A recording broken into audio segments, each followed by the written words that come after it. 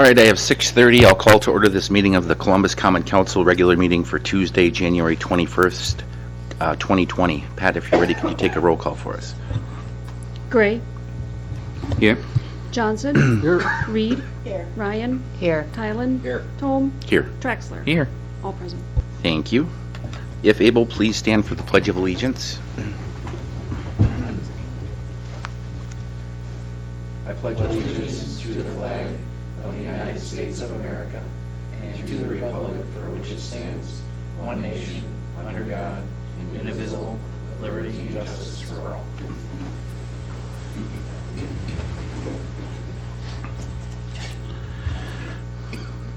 This meeting has been noticed in accordance with state statutes and local ordinances. The next item then is to approve the agenda for the evening. Just a note on the agenda, it is a little bit different than normal. We will be convening into committee of the whole for part of the evening and then reconvening back into the regular meeting to take action on several items. So unless there's any alterations or deletions, I'll entertain a motion to approve the agenda. Make a motion to approve the agenda. Second. We have a motion, a second to approve the agenda as presented. Any discussion on the motion? Katie? No. Seeing none, all those in favor, please say aye. Aye. Any opposed? Agenda is approved. Correspondence and communications this evening, and we have two people signed up. The first is Mark Krause.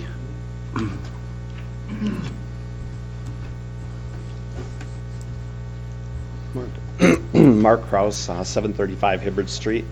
I wrote down some of the obstacles on Hibbard Street, and I know you've heard a lot of this before, but I really think these are things when you decide to make your decision on what you're going to do on Hibbard Street.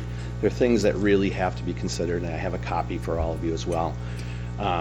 But you know, you don't live on Hibbard Street. You don't know what we deal with on a daily basis on this street, and there are things that you really need to look at when deciding what you're going to do to the people that live there. First of all, the properties at 207, 231, 219 Hibbard Street, which are the first three closest to Maple Street. They have the very short front yards, and with the installation of the sidewalk, it's going to lower their value on their homes and be a selling obstacle. It'll be an undesirable feature when it comes time when these people want to sell their homes. Then there's 408 Hibbard Street, which has a short front yard. This is on the west side of the street.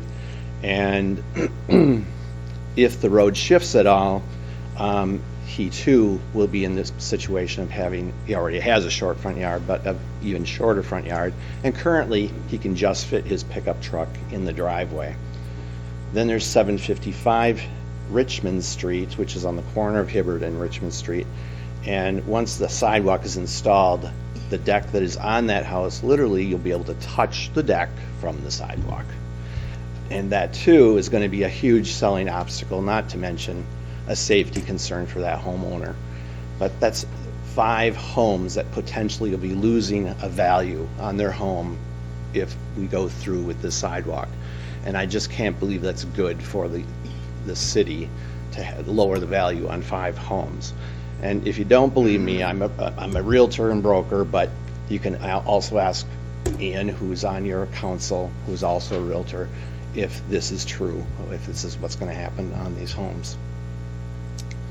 Next, you have 344 Charles Street, which has 150.1 feet of frontage on Hibbard Street with no access to maintain the sidewalk other than going down the street, not on a sidewalk, but down the street on School Street to get to the sidewalk to do snow removal. So it'll be just a huge obstacle for that homeowner to do any type of snow removal because they back up to the street. 494 Charles Street has 299.4 feet of frontage, and it also has no access to get down to the sidewalk other than going down Prairie Street, and again, there's no sidewalk to get them down there. Down the street to do their snow removal.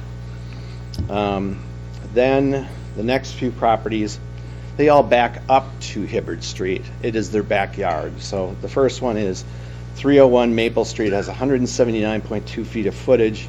They're expected to pay 25% of the cost of the sidewalk with no benefit of the sidewalk because they don't even live on Hibbard Street. 301 Maple Street has 216.4 feet of footage.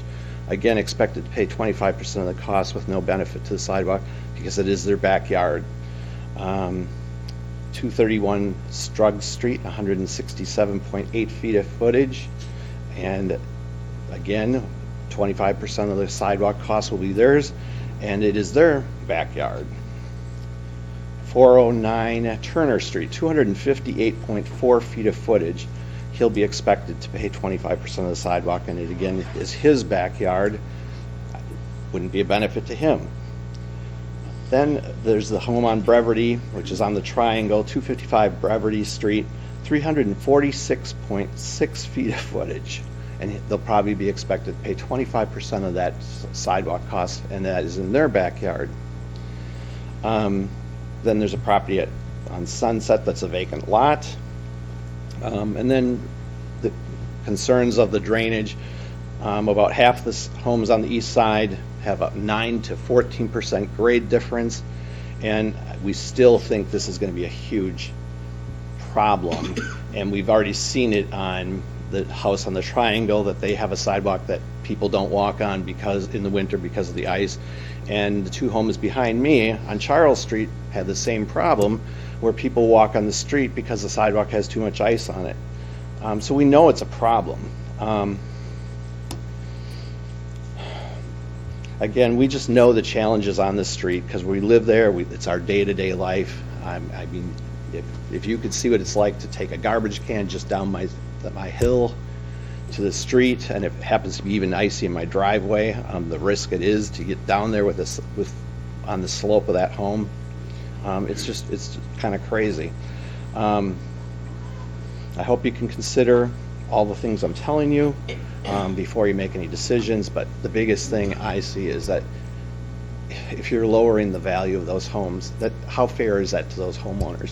If this was any one of you, I can't imagine you'd be happy to hear that your home value is going to go down due to something the city's going to do.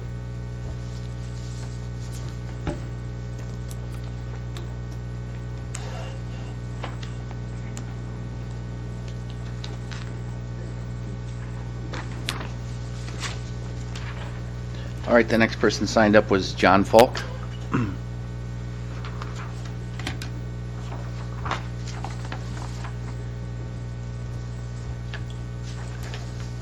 John Falk, 219 Hibbert Street. After the last informational meeting, I talked to the engineer on looking at my property. I was concerned about drainage because I gave him a drawing of what I get for drainage off that hill. And it's about a good quarter to a third of that whole block drains between my house and my neighbor's house.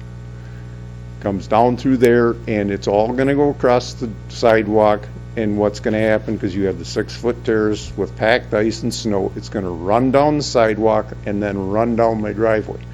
My regular driveway from my garage, I have problems keeping ice off of that from the runoff. So I don't know how I'm going to keep this ice free, like everybody thinks that all this water is just going to run off the sidewalk, because it's a river come spring. Anytime we get warm weather during the winter with a little bit of rain, I got water running through there. I got a plow between there to keep it from flooding my back porch. So the water drainage issue, it's a big concern for me to even try to keep this sidewalk ice-free, because in the spring, it's everyday water running through there. The other thing is, what was brought up is home value. It's going to decrease the value of my home, and it's going to make it harder for me to sell. I went out and looked at where the drawing was for what the engineers had. I'm going to lose around 15 feet of my driveway that I can use because the sidewalk's going to be there.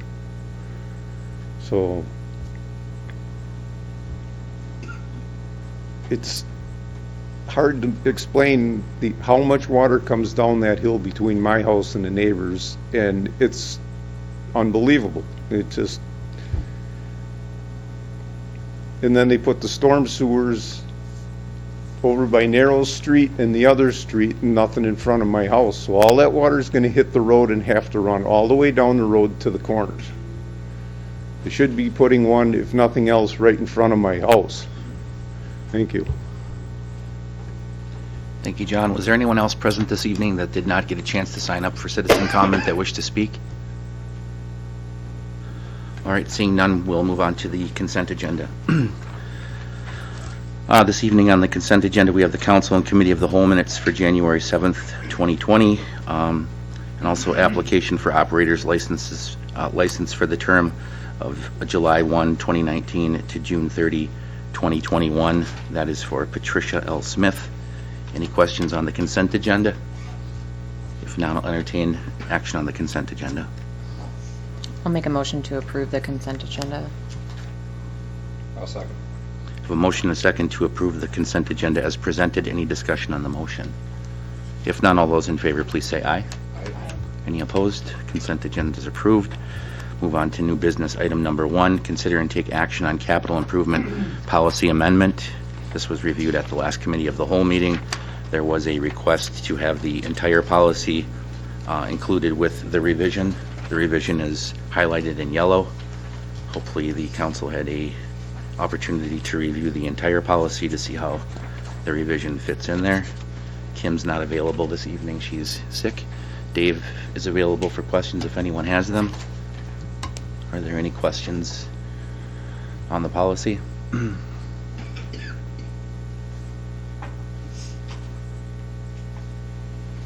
Any questions for Dave? If none, I'll entertain any action from the council on new business 1.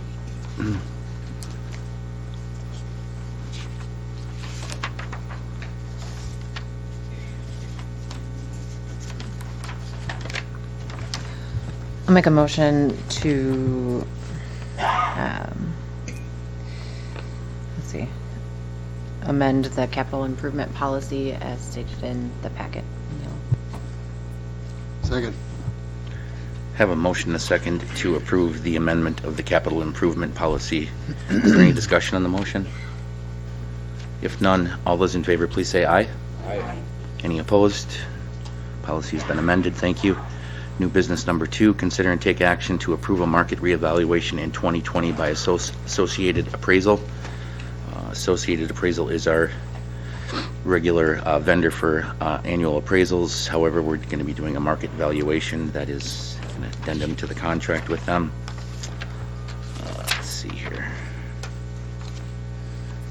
Currently, we are at 90.04 of the assessment ratio. We need to be between 90 and 110%. So this would be for the market valuation for the year 2020, correct? Correct. Any questions on this? It was reviewed at the Committee of the Whole. Here for action this evening. All right, if there are no questions, I'll entertain any action on new business number 2. Make a motion to approve the market reevaluation study for 2020 by Associated Appraisal. Second. A motion and a second to approve the market revaluation in 2020 by Associated Appraisal. Any discussion on the motion? If none, could we please take a roll call, Pat? Johnson. Aye. Reed. Ryan. Aye. Tylen. Aye. Traxler. Aye. Gray. Aye. Motion carries. I need to skip through the packet here a little bit. We'll be going to number 3, consider and take action on claims in the amount of $2,761,386.46. Are there any questions on the claims? If there are no questions on the claims, I'll entertain any action on the city claims as presented.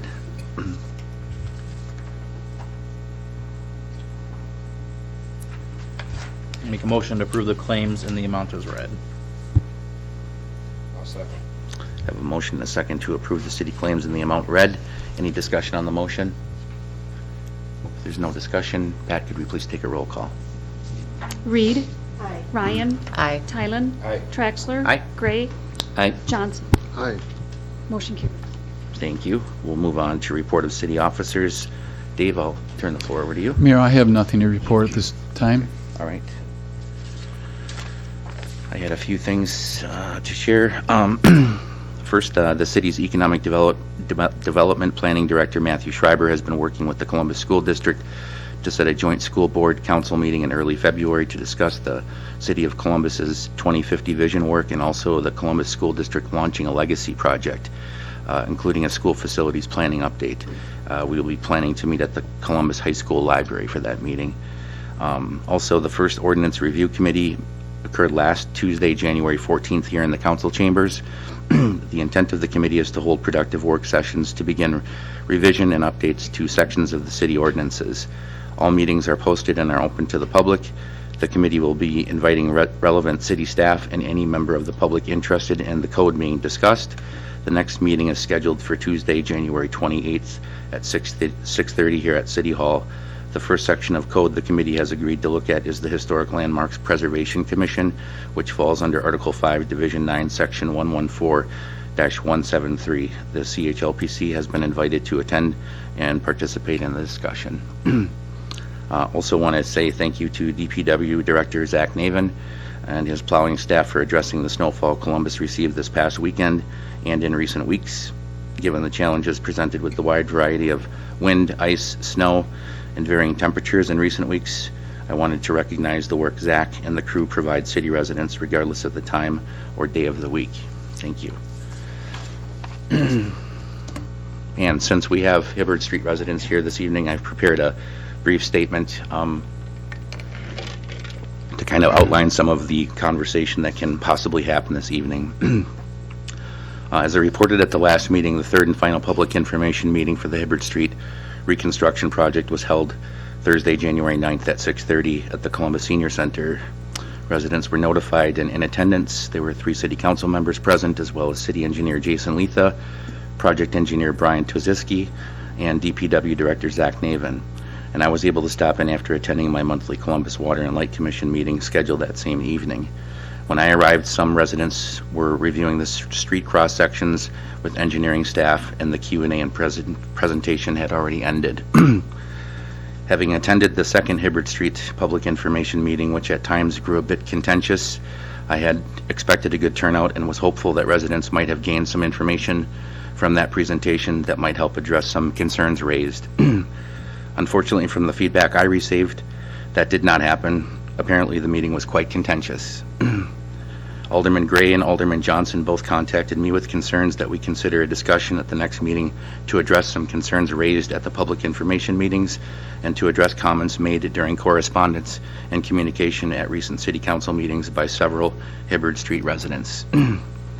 I spoke with Council President Traxler and all council members to look for some consensus on additional discussion because I understand the benefit of some calm and rational discussion and to offer some closure since this project is going out to bid in 2 days.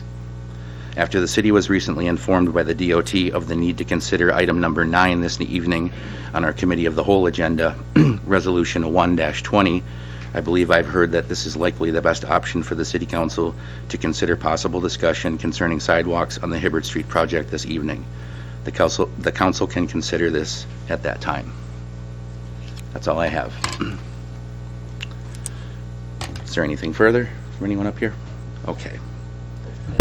Ed? I would just add on the Ordinance Review Committee that, as you mentioned, we'd like to invite members of the public also if they're interested in the HLPC thing, section of the code to attend, as well as I believe we're going to tentatively add, we are adding a potential look at the building code to the agenda. I'm not sure if we'll get to it or not, but I want to alert members of the public that we will be potentially addressing the building code also at the next meeting on the 28th. Thank you. Thank you, Ed. With that, then, Attorney Johnson, just for clarification, the next action would be to make a motion to temporarily adjourn and reconvene to the, or convene to the Committee of the Whole? Correct. Is that correct? Yep. Does everyone understand? Okay. I'll entertain.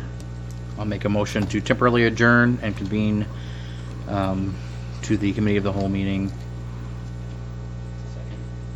All right, we have a motion and a second to temporarily adjourn and to convene into the Committee of the Whole meeting. Any discussion on that? If none, all those in favor, please say aye. Aye. Any opposed? So we currently in the Committee of the Whole meeting. Dave, do we have a representative here for item 7? Oh, sure. Is Terry Wells present? Why? Why? Okay. Thank you. Okay. All right. So the answer is yes.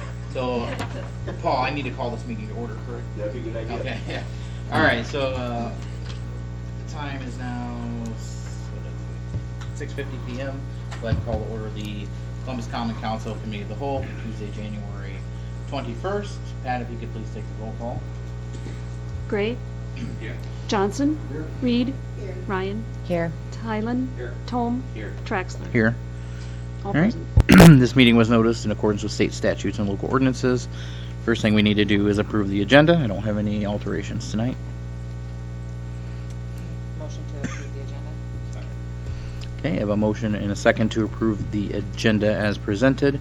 Any discussion? All right, all in favor to approve the agenda, say aye. Aye. Opposed? Seeing none. All right, that is approved. Next up, citizen comments on, does anybody that signed up earlier wish to speak now? Or that didn't sign up earlier that would wish to speak now? Or both? All right. Come on up, state your name and address.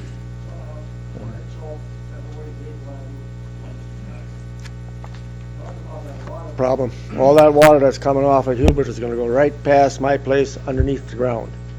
And the guy back there says we shouldn't have no problem, but I kinda gonna be iffy on that. Because there's gonna be a lot of water that's directly coming down. And I don't know where you're gonna put it, but once you blacktop that and put curb and gutter plus the sidewalk, that's gonna be a lot of water immediately. It isn't gonna go off to the side on them side streets, and some of them might settle in the ground once in a while. And a while back, quite a few years ago, there was an ordinance that was passed that said there's gonna be sidewalks on both sides of the road when you guys doing road improvement.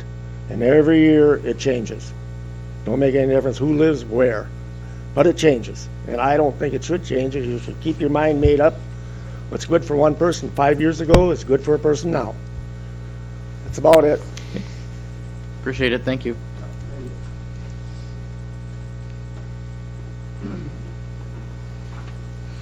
All right.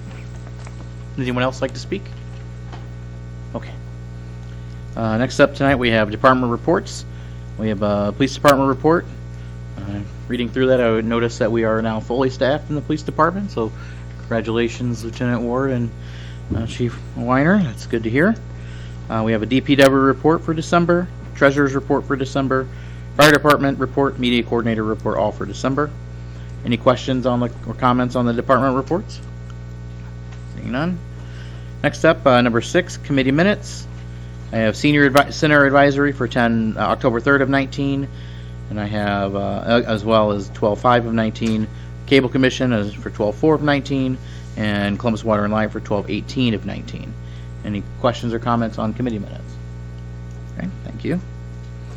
So next up, we're going to convene to closed session pursuant to state statutes 19.85 sub 1 sub e to deliberate or negotiate the purchasing of public properties, the investing of public funds, or conducting other specified public business whenever competitive or bargaining reasons require a closed session, to confer with the contracted property service Terra Venture Advisors LLC regarding the purchase of right-of-way for the the Wisconsin DOT Highway 89 construction project. I would need a motion to go into closed session.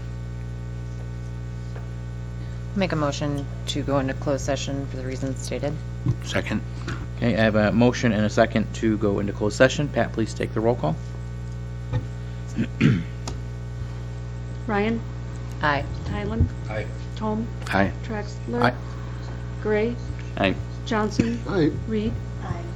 Okay, we're now in closed session. We will be reconvening back into open session after our discussion. I don't have a time frame on how long this will take. I'm not really sure, but we will be back on the air at that point. So in the meantime, we'll see you soon. Thanks.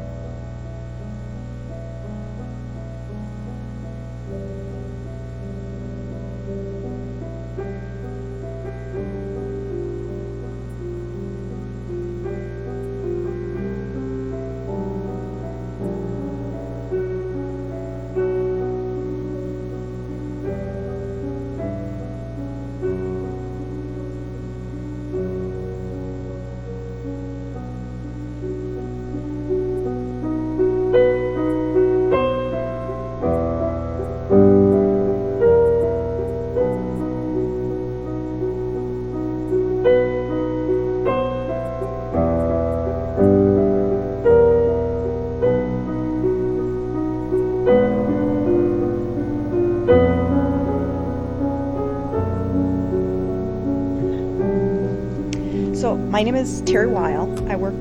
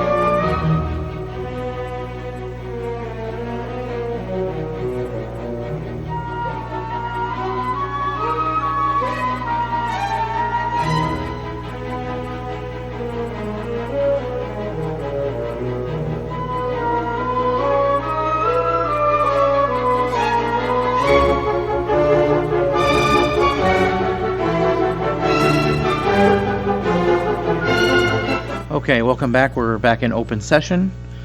We'll continue through the committee of the whole agenda. Next up is item number 9 to review resolution 1-20 required for the LRIP grant application in the amount of $686,900. There is information in your packet. Yes. I can address this when you're ready. Oh, okay. There's information in your packet on this, and Dave is ready to introduce it. Go ahead. Well, I think the council is aware that the city engineer submitted an application to the Wisconsin Department of Transportation Local Road Improvement Program for Hibbert Street. And we were advised recently by the grant managers that a resolution was required to be approved by the council, and that's why this is before you. And if it's okay, I think it would be good for the public to hear the resolution. Okay. You want to read it? I will. Okay. All right. Please, feel free. So this is a resolution designating bike and pedestrian accommodation for Hibbert Street in the city of Columbus. Whereas the city of Columbus, Wisconsin, hereafter referred to as city, maintains a road capital improvement plan for road projects within the city named the 5-year Columbus Streets Improvement Plan. And whereas, in accordance with the 5-year streets plan, the city has planned, prepared, and is proceeding with a reconstruction project for Hibbert Street from Maple Street to Dick Street, a distance of approximately 2,482 feet at an estimated project cost of $1,915,624.25. And whereas the project on Hibbert Street is a reconstruction, which includes, but is not limited to the following work: manhole adjustments, drainage improvements, street lighting improvements, road and intersection realignment, sanitary sewer, storm sewer, water main, road reconstruction, resurfacing, curb and gutter, and sidewalk replacement and installation. And whereas City Ordinance Article 2, Section 82-31 requires sidewalk to be installed and maintained within the city limits. And whereas the city is seeking funding from the Wisconsin Department of Transportation through an application with the Municipal Street Improvement Discretionary portion of the 2020-2021 program cycle of the Local Roads Improvement Program.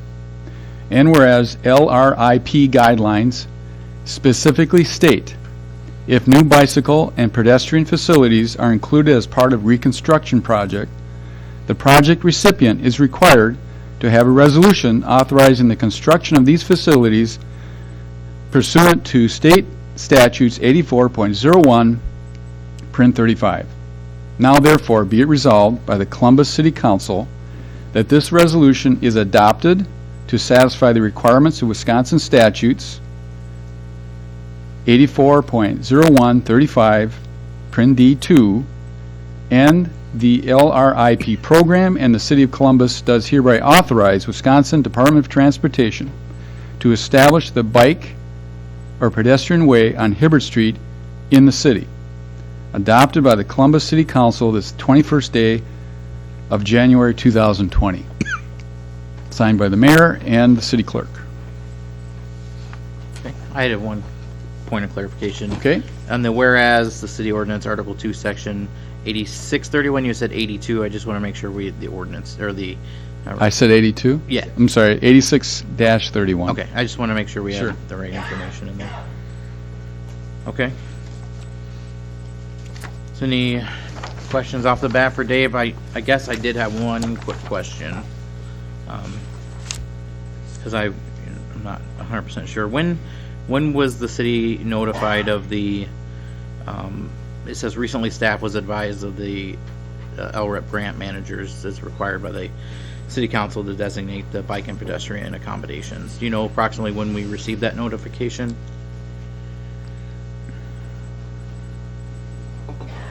January 4th, I believe.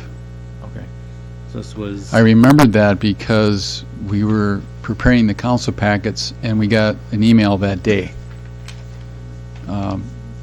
We were preparing council packets for the January 7th meeting, and we met with the mayor and decided to ask if it would be okay if it could be presented tonight.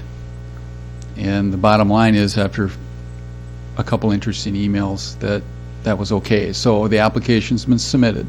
Okay. And the highway commissioner and the DOT managers said it was okay. And that's hence why you have the agenda gymnastics tonight for presenting on the council and the committee of the whole. okay. So this was first presented to council tonight, this Correct. resolution? All right, and then, so you're saying $686,900 is on the line for this project? Well, that's what's been submitted in the application, yes. Not guaranteed to receive that full amount, but that's what we applied for? Correct. And Jason's here if you have any questions about the application. Yeah, Jason, you just come up, maybe summarize that process, if you have a minute.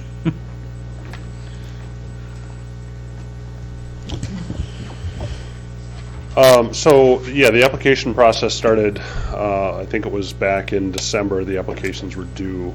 At that time, we had came to the council and talked about submitting the LRIP applications. There's two of them. There's the standard, what I call the standard LRIP, which is what you usually apply for historically at the city, and then there was what they call the discretionary. It's a little more competitive. It's out of a kind of a statewide pool. And so because of the value of that, and that we have not submitted, and I think this project had a lot of criteria, we offered to go ahead and pull together that application. That was about the same time those MLS grants were being pulled together too. So we did submit the application in early December, and as Dave said, it's been, what happens is it goes to the county reviews it for completeness, and then they forward it to the DOT.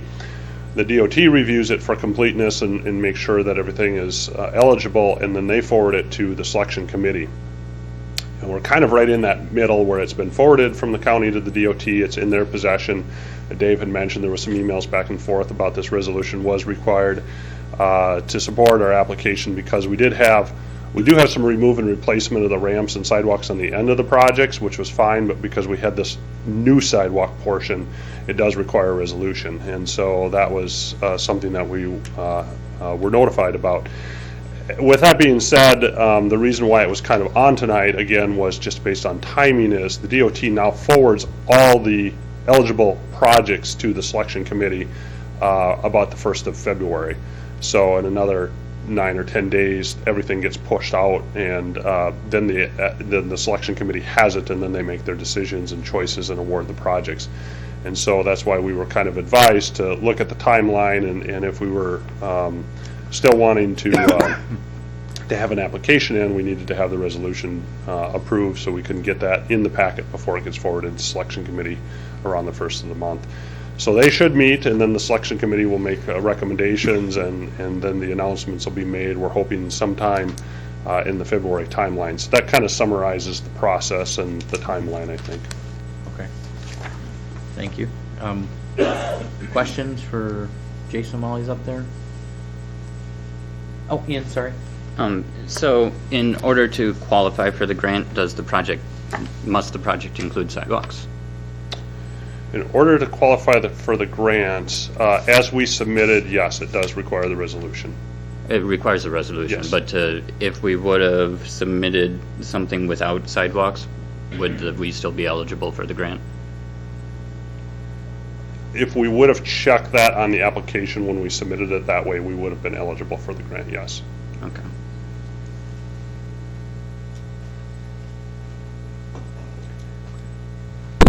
Katie, go ahead. In your experience, would it make one difference or another if this is something like having a reconstruction project that creates multiple avenues of transportation, car, bike, pedestrian? In your experience, do you think that gives us a better opportunity to receive the grant? I don't know, I'm not on that selection committee. What I can tell you is that there are more projects that are being considered this year, I've heard, than past years. But I do think that because of the requirements of the grant, the reason we recommended going after this discretionary grant for the city was because we think this is a very qualified project. Right. Thanks, Ian and Katie.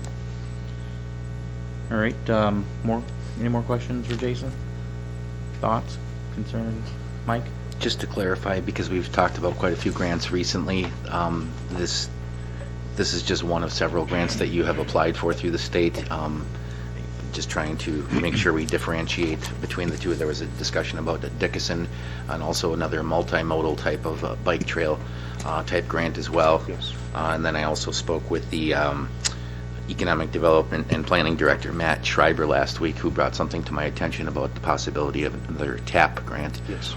So I think that this is kind of a response to some of the feedback that we've heard in future planning efforts in the last year, that we have gotten responses through community surveys and other things to kind of upgrade pedestrian safety, pedestrian and multimodal type of transportation infrastructure. So appreciate you submitting the grants and doing that. I know that you were kind of using us as a guinea pig for the one-time kind of DOT funding, so just wanted to mention that. Thank you. Okay. Thanks, Jason. Dave, did you have something else? No, sir. You're good? Okay. Trina, go ahead. Oh, no, I just had a quick question for Dave. I was wondering if it was our new policy for getting the packet out sooner that made us miss getting this information in the packet for the first January meeting. Just wondering how things happen, because it's so messy tonight, the way we're having to do things. Well, it would have been messier if we tried to do that on the 7th, because I don't think we would have got it out on Thursday. And it might have been something we would have had to hand to you or get to you on Monday. And given that, the bottom line is in our correspondence that it was okay to put it off for a couple of weeks, it just gave us more time to prepare, for presenting this tonight. Mike, do you have something else? I think when you were asked when we received the resolution, we had our meeting on the 6th, which was the day before the last council meeting, so it was on Monday, because Thank we were you. meeting with That's Jason right. to try to I'm get sorry. I misspoke. information together for the public information meeting, and at So that it was the time, Monday. it was literally like within a couple of hours of having to amend the agenda, and we didn't have the draft resolution that I knew of at that point, but we would have had no information to talk about at the last meeting. And I think we had the assumption that we had a little bit more time than we did at that time, until the next day we found out, okay, you're going to have this wrapped up and attached to your application by the beginning of February. So I apologize for having to do it this way. This is not preferred, but that's why we're having to present it this way. Thank you. Anything else from Ed? I just want to express a few thoughts. I don't know if now is the time or when it's brought up at the COW, but I want to express a few thoughts as to this whole sidewalk issue, and address the residents of Hibbard Street that I hear your frustrations and I understand them. There's a lot of times cities, villages, municipalities, governments do things that negatively affect property owners, and to the extent that this may negatively affect some property owners, that's unfortunate. But I represent the whole city, and I think putting sidewalks in areas that do not have them is important for now and for the long term, and for people. I've heard that people don't walk down the street; they don't use the street pedestrian-wise now. Could be because cars are going so fast down the street, as I've heard. Also, the issue of ice. We shouldn't have people walking on icy streets then, in the dark either.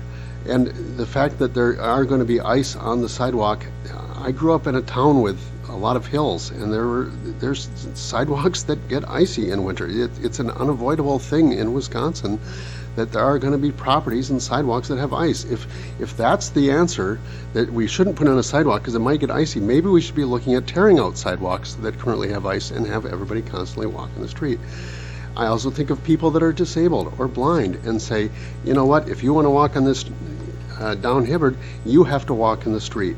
And I don't think that's the message we should be sending.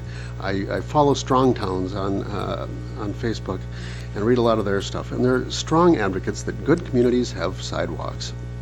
I think it's very important. I understand the frustrations that you felt you weren't heard. I have attended two of the public information meetings. I have listened to your concerns, but I feel that I need to advocate for the entire city, and I believe that sidewalks in this area would be very important. As to some of the questions as to whether properties will be benefited and forced to pay some of the 25%, I understand there's a process coming up where some of those concerns can be brought up and addressed again, whether each owner should automatically pay this 25% portion. So I do think some of that stuff will be addressed down the road, but I understand the frustration, but I feel that putting sidewalks in here is important for the entire city. And I also heard in the past that there was a project done and they didn't put sidewalks in a subdivision. I wasn't on that council. I would have voted for sidewalks back then. I don't know how it happened, but the saying is two wrongs don't make a right. And maybe that was a wrong that shouldn't have passed. But this is at one point this was part of the frontier of the city, and now it's not. And it's within the city and built up around it, and I feel it's important that today it may be a so-called sidewalk to nowhere, but as other streets get rebuilt, I think that they will be connected, and I think that's the right thing for the city. And so, again, I've heard your concerns. I appreciate your concerns. I understand the frustration, but it's my position that we need to move forward and pursue this grant that hopefully will be more appealing with the sidewalks incorporated in it, and I urge us to move forward on the grant application with sidewalks. Thank you. Thanks, Ed. Does anybody else have any comments? Ian, go ahead. And, I mean, along what Ed's saying, I do understand sidewalks are typically in the best interest for a city. I still fully believe that this project and this sidewalk does have a larger negative impact than a positive one. Not every street in Columbus is the same. It's a very old city, and not all of them are viable for projects like this. I believe the scope of this project will negatively impact many residents and have a greater negative than it is bringing a positive. The sidewalk is not going to be heavily used, and I understand that maybe one day it'll connect to something, but it won't now. It will negatively impact our residents. It will not positively impact them. Katie. I would just like to echo a lot of what Ed said. I feel very, very similarly. I do want to mention that I do hear the residents as well. Another thing that I would add to most of what Ed said is I also heard a lot of folks say that they want more time, more notice for when projects like these are coming up. And then I just wanted to mention that I've heard you on that, and I think others have as well up here also echoed that we would really like to get a better way to get people the notice out in time, so out in a better time frame. Thanks, Katie. Yeah, at this point, as someone that was elected to this body who answers to the entire city, I would echo exactly what Ed was saying. We have $686,000 in potential grants, which would be $686,000 potential that we do not have to borrow for a project, which then allows us to borrow again for projects in the future and not have to wait, 10 years to do another $2 million street project. So for those reasons and the reasons Ed stated, I would also like to move forward with this to the regular meeting. Anyone else? Mike? I feel like this conversation that needs to happen about this issue, it should be happening now at the committee of the whole meeting. And to also let residents know, I've heard many comments at the public information meetings and including the city council meetings is when the city makes a decision. The city's made a decision. It's made a directive to the engineer to design Hibbard Street. For some reason, there seems to be a door left open where, the council can change the direction by directing the engineer to take a different approach. I just don't think the engineers heard from this council that we want to change that approach based upon the input and feedback that you've provided to us here and at the public information meetings. I think Jason has done a good job of adjusting the project, the road width, the terraces, and trying to take everything into account through the information he's receiving from you at those meetings and in any form of communication he can establish with you to try to adjust the project to make it more accommodating. That's what Jason does. He's our engineer. We're not engineers. I'm not an engineer. I guess I can tell you stories about my backyard and where water goes and where it doesn't, but that's my problem because it's my property. Jason's going to be taking care of the water when it hits the right of way, getting it into the storm sewers and making sure we don't have those issues. I have complete confidence that we have a very good project designed and in front of us, and it's going out to bid in 2 days. So regardless of how we vote on this resolution, it's $686,000, yes or no, and the project is going out to bid. But I definitely want the residents to be able to understand the way the process is laid out is there needs to be that same starting point for every street project, every street reconstruction project that the city does, that Jason can go in as an engineer to say, I need to have the same starting point for every street, unless directed by the city council at that time to say, we're not doing this, or we're not doing this, or we're not doing this.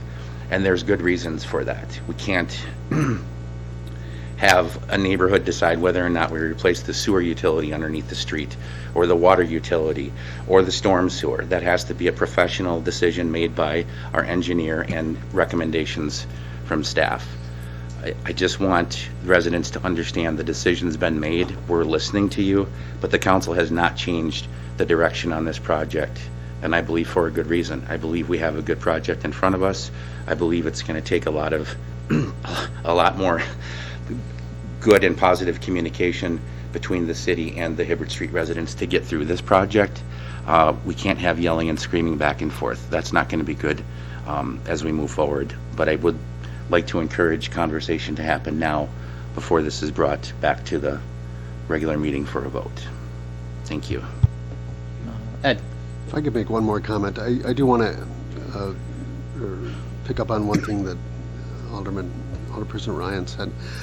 I do think that although I think we gave more notice than the residents were potentially aware of, because not everybody follows the city council, I do think that the city going forward needs to do a better job of giving more advance notice on some of these projects. And that's a complaint I heard, and I think is a very legitimate complaint.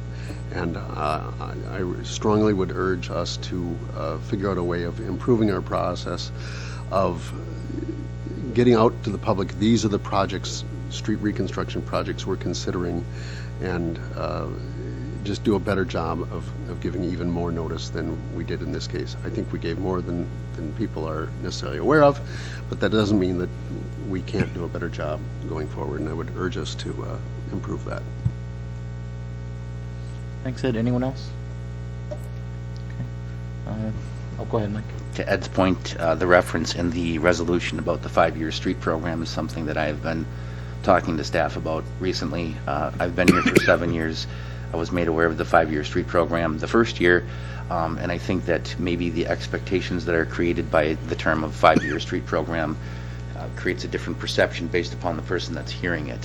Where we have this rigid design of this street gets done this year, this street gets done this year, and this street gets done this year, is simply not the way that it can happen. We can predict all we want to have that list and to have goals, but when it comes to financing, just basic economics, and then the priority of what street needs to get done first, what else bubbles up to the surface, an ever-evolving city council, different mayor. There are so many elements that contribute into not being able to have a very rigid project, but we do now have a group of streets that we have discussed this year and in the last 3 or 4 years that I think we all realize are candidates for the next reconstruction project. And unfortunately, that's the best that we can do at this point, unless there's another model that we accept from another community that works better. But we can't notify residents of the construction project until it's selected. And I do believe that Jason tried to get that notification out for the first public information meeting as soon as he knew, as soon as there is direction from the council. But I agree that we can always do a better job of notifying people, so we don't get a reaction, I guess, that people are going to be surprised when you do these projects. That's nothing new. I appreciate that. Yeah, and to Ed's point, we did have discussions going back to as early as August 21st to discuss the streets that were under consideration, and no one from the public came to any meetings, any of those type of meetings. So, just a good lesson to learn from the rest of the community. Pay attention to the city council, and know what's happening out there, and then be more informed. So, if there's nothing else, we can move on to the next agenda item. I feel like I have consensus to move this forward. Okay, next up I have number 10, purchase of 2 squad cars for the police department. We have Lieutenant Ward, congratulations on your promotion. And he has provided some information in the packet regarding costs, and I don't know if you had some more to add to it, or you're here for questions, or? A little bit of questions, just a couple of things that the chief wanted to make sure that I kind of pointed out with the packet.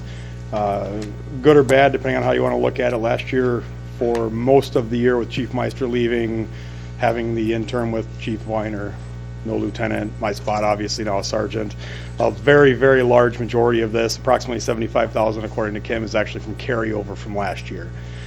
He also wanted me to point out that with these 2 cars, it puts us into a pretty good rotational plan now, which I believe he submitted to you guys as far as looking forward for future replacements, as well as the fact that with these 2, we would not need another one in 2021. So it'd give us that 1-year gap of being able to get into that rotational plan and hopefully not have this again. So, and otherwise, any questions that you guys might have about it. Okay. Appreciate that information. I had something that popped into my head, but I forgot what it was, so I'll see if anybody else has anything, and I'll come back to me. Go ahead. My only question was, which 2 vehicles are these 2 new squads going to replace? Do you know? Yep, so one of them is going to be the 142, which is the 14. It's sitting at just shy of 150,000 miles right now. That's the one that when you look at the estimates has the cheaper estimate, because that one, some of the equipment will be able to transfer over. The other one is going to be the 2010 Explorer that's currently being driven by the chief. That's not a police designed vehicle. We've been having some electrical problems with it because of the equipment that we put into it. So we'd be able to transition out the Taurus, which has been our training and court car, replace that with the non-police Explorer, and then have our entire fleet that's used by officers on a regular basis be police Explorers from here out. Okay. All right, I appreciate that. So so the administration car would be the blue Taurus? Or No, like the chief's administration I'm car sorry? would be one of the Explorers. Chief Weiner, as far as I know, has not figured out what the rotation is going to be yet, as far as what becomes the administration car, I see. what becomes our primary, our secondary, but obviously we would put that rotation in effect to keep mileage as equal as we can so that we can get into that 5-year rotational plan for replacements in the future. Yeah. That was my question, so we're good. Any questions for Lieutenant Ward about the purchase of police cars? Dave, go ahead. I would just also note that this includes outfitting the squads. Correct, yep. The quotes that you guys have been given is not only the purchase of the cars, but also the quotes for the equipment to go into them. Again, the cheaper quote that you have for the equipment would be for the partial changeover that we'd be able to do. The other one, because nothing can transfer from the 2010 Explorer over, would be a complete outfit. That's the more expensive quote. So just to summarize, the two squads, the cost being presented is $65,826, and this is a discounted amount because it takes advantage of the state purchasing. Correct. And $18,674.31 for the outfitting the squads for a total of $84,500.31. And this is approved in the 2020 budget for $86,410. So the $84,500 obviously is under the budget that you approved. Excellent. Ian, go ahead, sorry. I still just had the question, did you ever get quotes from anyone other than Ewald? So Ewald is one of the biggest state contractors. The other Understood. quotes that we have gotten, and I'm in the process of trying to confirm one from Countryside here in town, most of them can't reach the state price because Ewald has won the state bid. So it's more of a, if they choose to reach that price, they can try to, but Ewald essentially takes advantage of some of the Ford rebates by being able to go as low as they have. And in years past especially, the closest we've gotten has been within about $3,000 of the Ewald bid. Right. I've managed auto dealerships in the past. I understand the state's approved, but I also understand that I have gone well below the state's approved to put car deals together for municipalities. Yep, in the and past, we've so asked in I'm the sure the there are past, some that would. Chief Weiner thought he had one from Countryside this year. It sounds like that was from the 19 year when we were looking at budgeting. So I am in the process of getting that. But from talking to the general manager today, it sounds like at best they would be able to match it, so then we could purchase local. So it doesn't sound like they'd be able to do better than the state price, but we may be able to stay local with the same price. And I can certainly, let Dave or somebody know if that's the case, but the cost amounts would still be the same. Okay. Any more questions for Lieutenant Ward? Go ahead, Mike. One more. On these new squads, it looks like the default price or the starting price is a hybrid, and then we are not getting a hybrid, so they knock some money off? Correct. Okay. Correct. If you go to I think it's one of it's the the last second page. to last page, it's Yep. code 99B as in boy. That shows the refund of just over $3,500 for the rebate for not getting the hybrids. Okay. Those are fairly new, aren't they? Was last year the first year on the hybrids for I those? believe so, yeah. It was either last year or a late 19 model year. But I know there's been a couple of issues with those, and with the way that we drive them, hybrids, we just felt wouldn't be appropriate, and they're obviously $3,500 more expensive per car, so. Okay, thank you.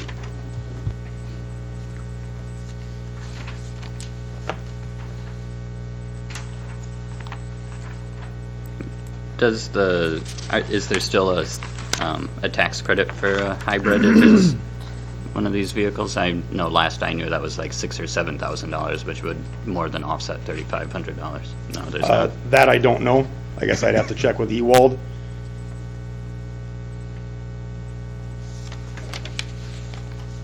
Might have to pay more for registration now. Seriously, for electric hybrid vehicles, the registration went up in the state, so I don't think the tax credits exist anymore. I'm pretty sure of that. Well, and again, I would have to check with Ewald if they did exist. My understanding, and it could be incorrect, is that because we're tax exempt anyways, it didn't apply to us, so we couldn't get it, but that'd be a question for Kim or somebody as far as the applicability of that, so.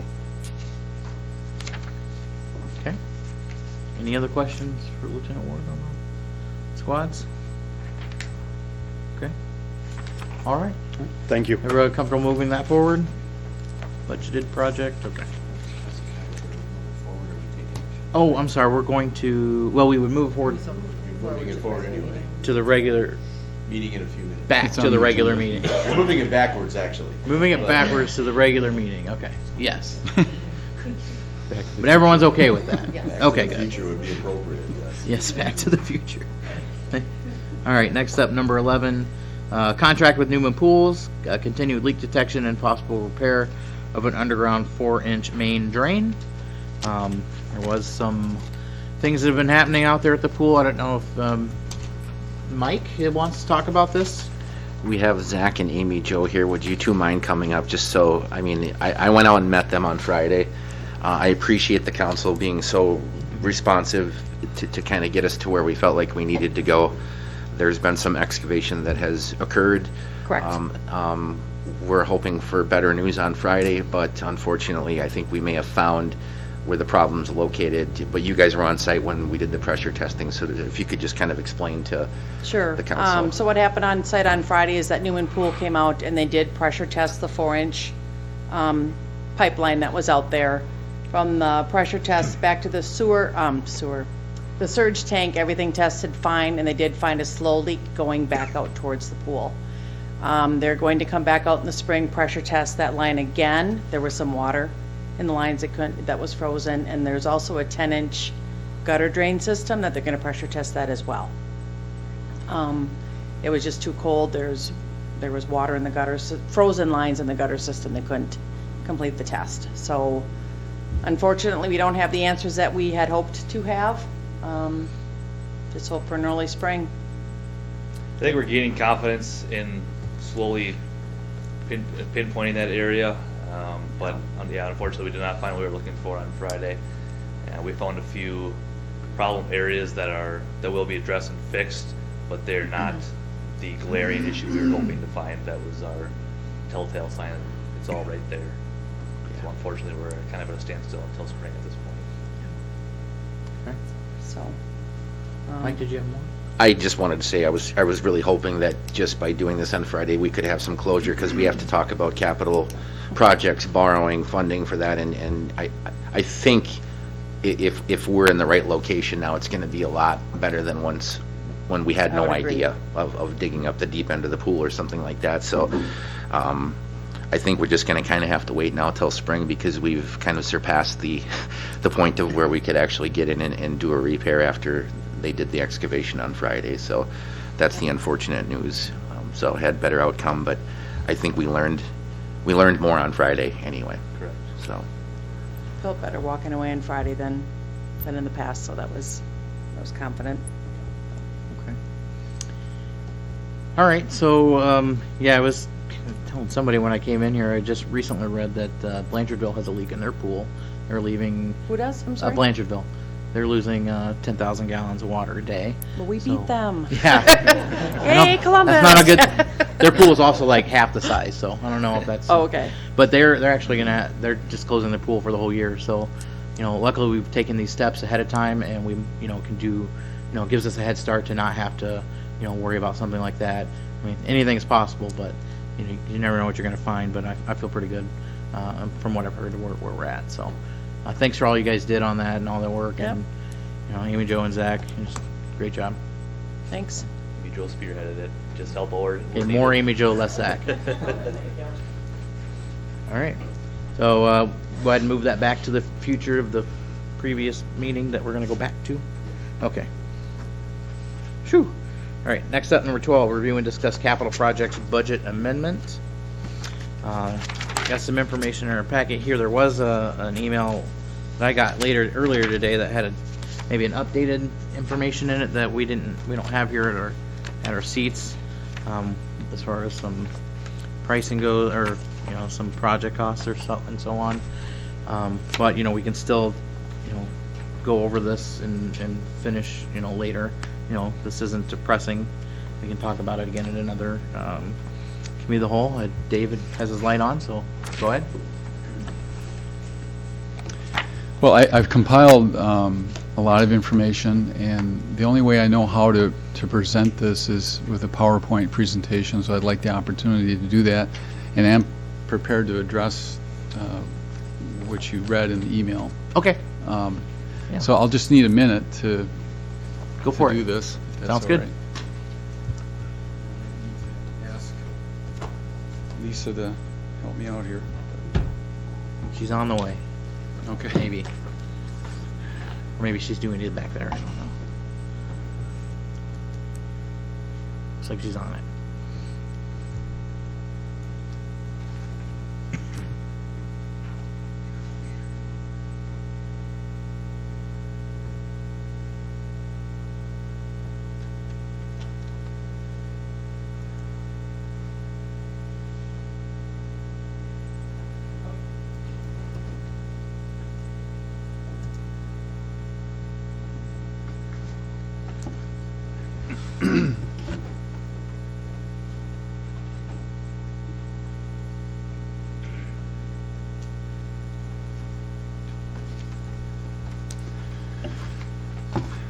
Well, thank you. Good evening. Thank you for your patience.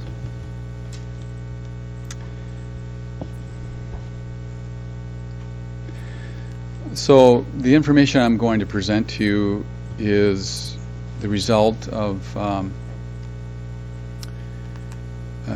some research and meetings with the staff and the finance director, and is a follow-up to your meeting, your special meeting of December 10th.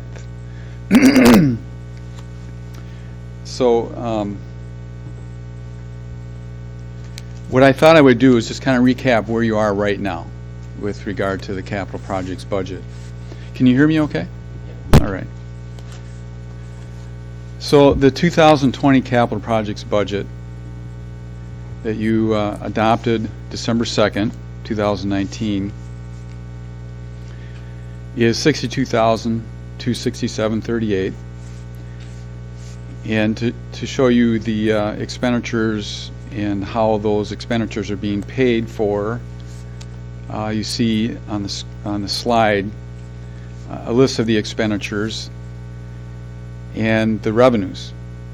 So you approved $15,000 for the recycling center improvements, police department facade $23,500, MSA contract for the 2050 plan $17,757.38, the Highway 89 professional services $5,000, and bank fees for $1,000 for a total of $62,267. That is funded by $17,757.38 from a 2017 GO note. There's a fund balance in the capital projects fund from that borrowing. A capital projects fund balance that was identified, $44,510, and then the tax levy of $14,180 for a total of $76,447.88. So that's what was approved on the 2nd. You've also approved the municipal pool repairs, which the staff was reporting on tonight, and the mayor. Repairs to the pool decking and slide, $39,841.93. And that's being paid for from a fund balance in capital projects from a 2017 GO note. I understand from that note in 2017 there were repairs made to the pool, so you could justify that was done, and you have balance there, so that justified applying that to this year's improvements. You've also approved the Hibbert Street reconstruction project, which you've been talking about at length tonight. That was approved October 15th, 2019. And when that's, what I understand from the city engineer is that when the design is done, you've tasked him to do the design, as the mayor indicated, for $100,000. And that's just about done. After the bidding, that'll be the cost. The engineering cost estimate for design, construction, inspection, and contingency is $1,550,000. That's the estimate. The plan is to use GO bonds this year to pay for that. So this is what you've approved to date. And I consider that your approved 2020 budget.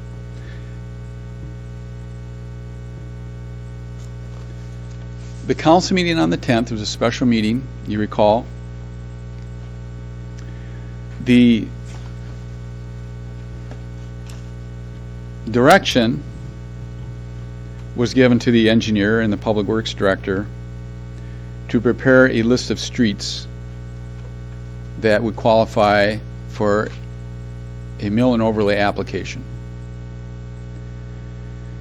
And the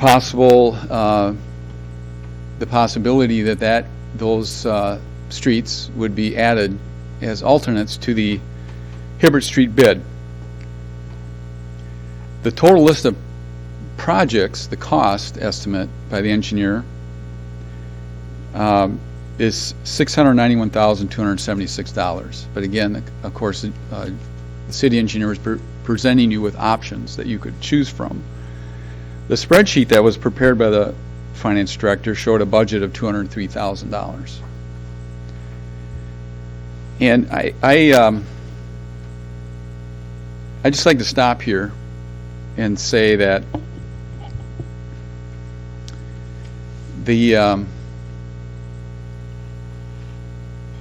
what I've done is I've inspected the streets with the Director of Public Works. I met with the engineer and he went through the whole program. I've also had multiple meetings with the Finance Director to look at other sources of funds. I reviewed the last completed audit from 2018. I didn't read it page for page, but I reviewed it. I've looked at a lot of them over 33 years. And I paid particular attention to the summary of the audit. So these numbers are coming from the audit and from the finance director. I've also looked at the draft facilities assessment in the 2050 plan that was prepared by MSA, and a compilation of sources of funding that were prepared by the finance director.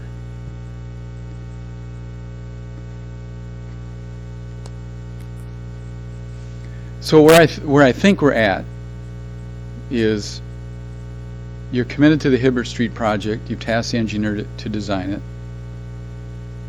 and the way you're going to pay for that is by borrowing money. The other sources that I'm summarizing here, identifying here, at the end of this process, this is my compilation, is a 2017 GO bond street improvement project. That was for the James Street project. You have a balance of $70,024 there. The GO bonds from 2018, there were parking lot improvements, streets, and the fire truck, which was just purchased. The asset disposal funds, and as you know, that is when you sell equipment, the proceeds are put into that account, $26,252.25, and then the levy that we identified for capital projects fund, $14,180.50, for a total of $206,409. Now the principle here, of course, is if you have funds on hand and you have needed projects or needed equipment purchases, you want to use the funds that you have right before you borrow money. So that's the principle. I also pulled the undesignated, or the new accounting terminology of unassigned funds in the general fund. And as of 12/31/18, that was $914,000. The estimate for this year is $818,843.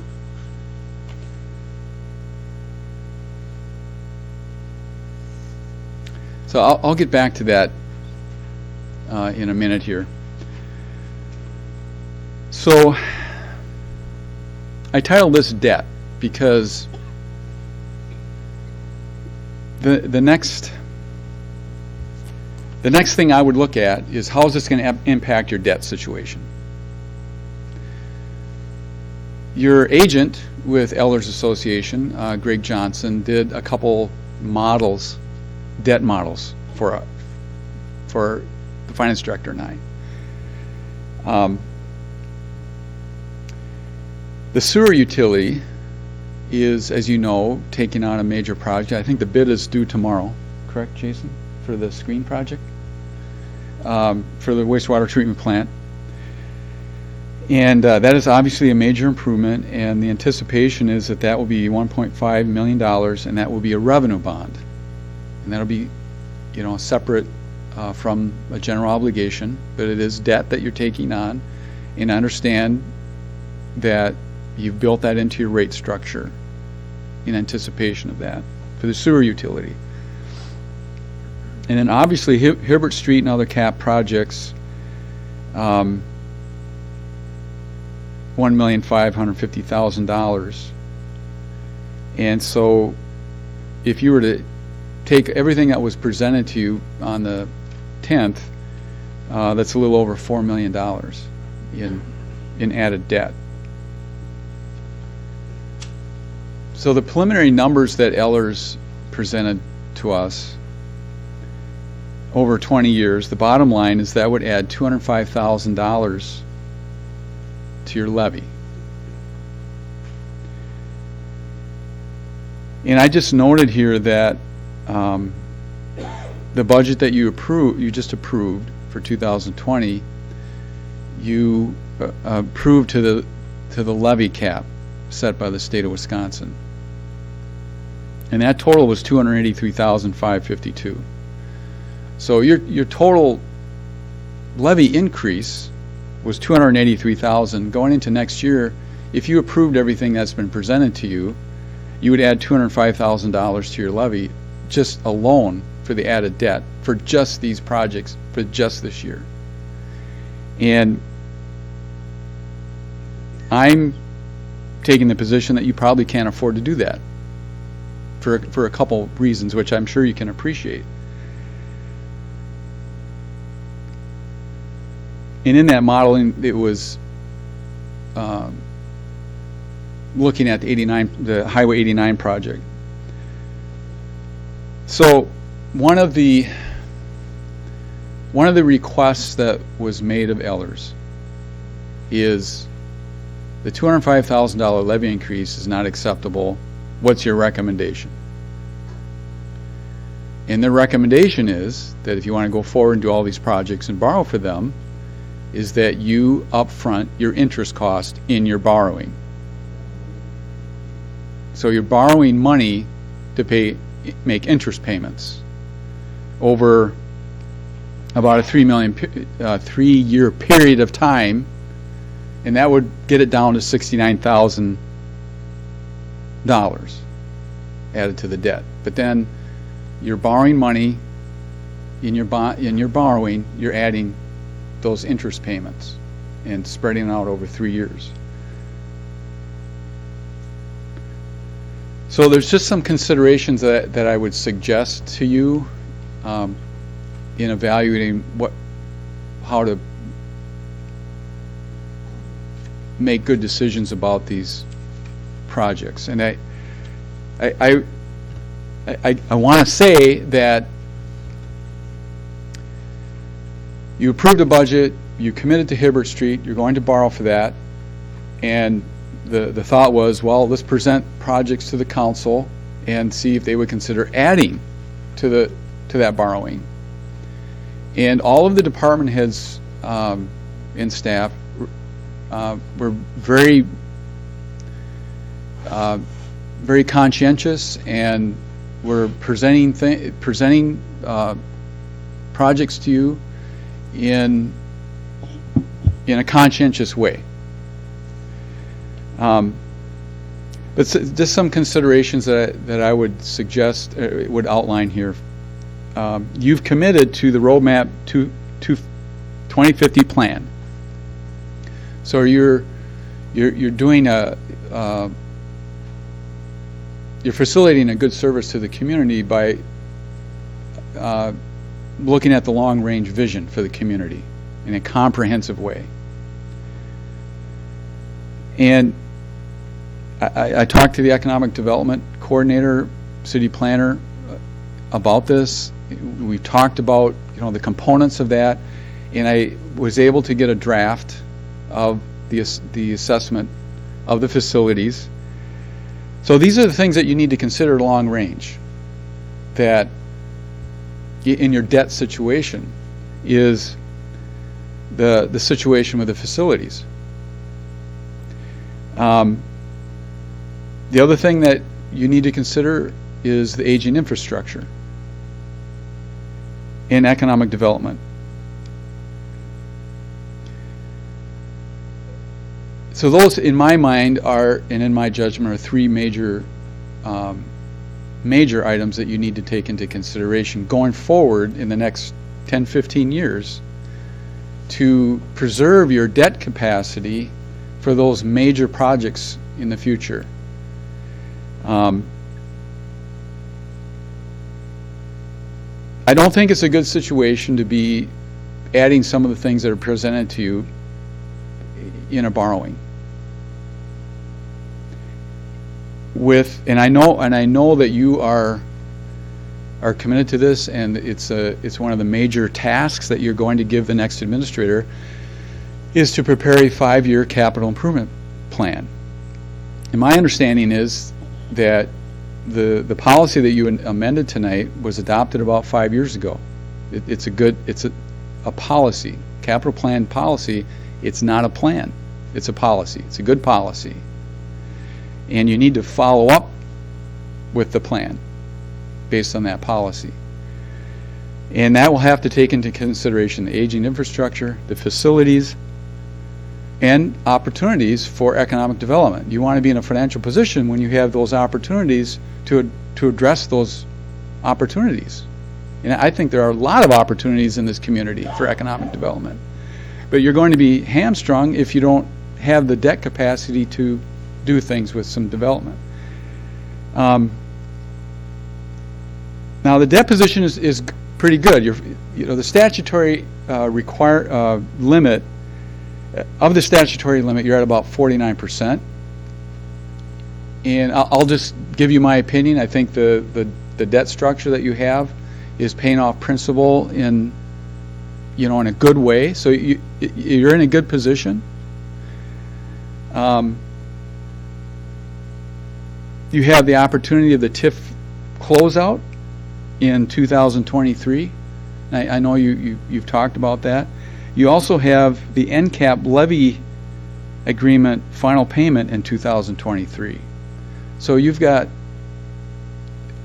that's an opportunity of a generation where that's coming back, and you can be in a position with your long-range planning to balance the priorities with the ability to do these projects when that comes into your budgeting, sources of funding in your budgeting. And then in my opinion, use of general undesignated funds. So I'm going to express an opinion here, okay? I think that's why you have me here.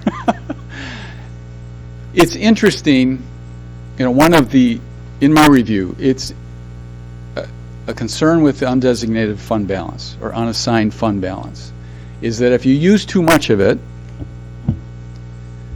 that it could affect your credit rating.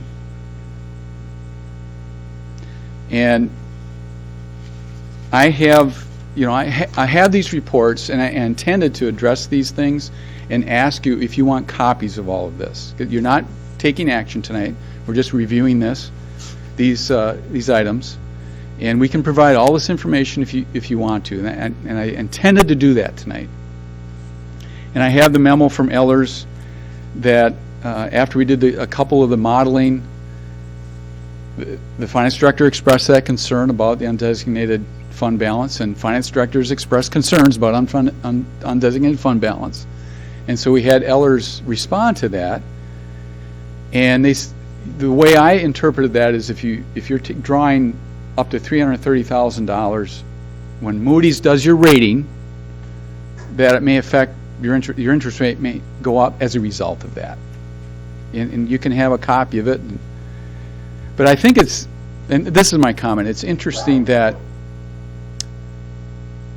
in their analysis, they'll look at that and say that affects your credit rating, but they can give us a model to borrow money for interest payments, and that doesn't affect our credit rating.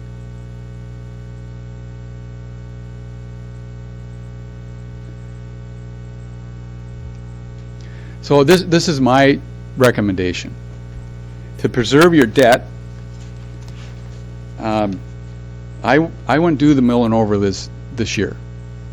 I would take that off the table. And as I said, I talked to the engineer, I've talked to Zach, I've looked at this, I went out and inspected the streets. You have committed to Hibbert Street. I talked to Jason about this.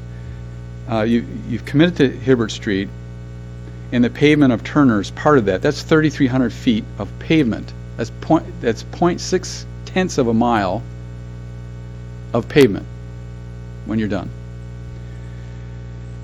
The current road maintenance budget is $75,000. So combined with Hibbert Street and Turner, and then continuing with the road program that's in your budget of $75,000, Jason is recommending the streets that were crack-filled be slurry sealed this year.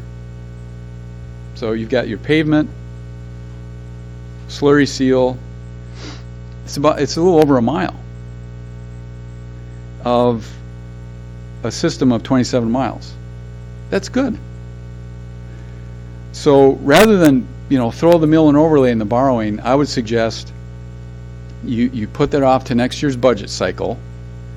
And I would encourage you continuing to get money in the budget for the road maintenance program. So it's in the budget, you're not borrowing the money for it.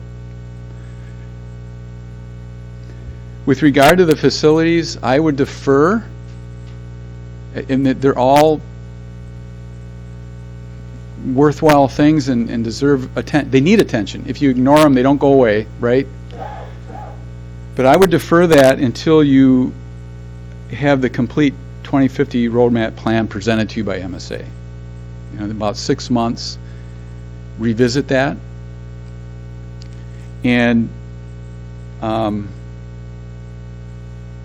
I say this later in the bullet point. I would suggest that you consider the scope of what MSA is doing is like an overall assessment of the facilities. But if you get down to actually identifying projects that you're going to do, I would suggest that you bring someone in, whether it's MSA or someone that Jason would recommend, that's an architect, has the expertise to work through that with you to identify priorities and get better estimates for your budgeting, and probably oversee all of them in a comprehensive way and report to you.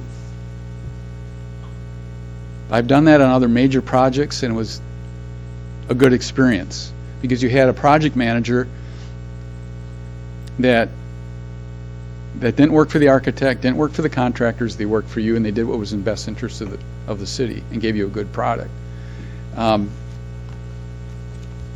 While I was going through this process, I had the building inspector come into my office and the planner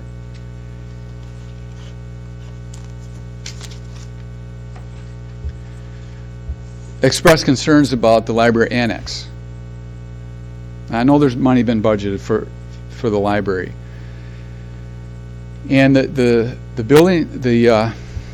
library director is going about her due diligence in preparing a usage plan for the annex, a policy. And she asked the building inspector to survey it, to give her advice that would help her in developing this policy that the library board would adopt for usage. And he expressed concerns to me. As you know, this is a residential building. It was purchased for potential expansion at the library. That's a prudent thing to do. But it was designed for residential use, and it doesn't meet the code. Doesn't meet the standards. And,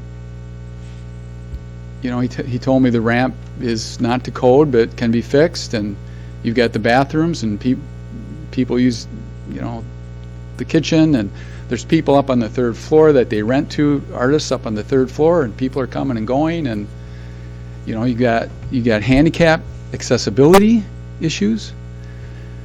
So my reaction to that is, it's in the assessment that MSA is doing. They're going to be presenting this in a comprehensive way to you.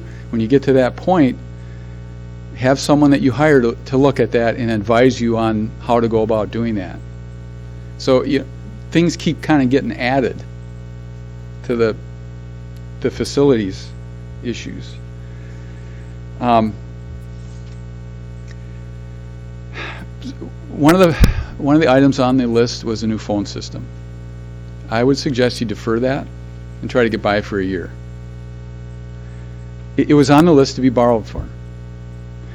I would make an exception for the senior center and the AC for the PD. The roof leaks, the senior center. And I would suggest funding to patch it, and then look at this in a comprehensive way. I think someone brought up concerns about the senior center, the building. And she, you know, the senior center director did what the staff will do. They'll go to a contractor, right? Get a quote to do the roof. And you really need to have an expert look at that, rather than just, you know, sign off on a contract for $78,000, add it to your borrowing, and, okay, so, and I understand the police department AC units are 20-plus years old. That's probably beyond their useful life, and rather, you know, I think you need to address that here. So the way I approach this is an amendment to your capital budget that you've approved. You know, look at the priorities and balance the expenditures with the source of funding. So what I've done is, these are suggestions, things to consider, that you go ahead with the borrowing, and that amount that was estimated, that when I was going through this, that was a starting point. You have a fund balance in the 2018 GO bonds that were for street projects. I would apply that to the Hibbert Street project. It's $95,552.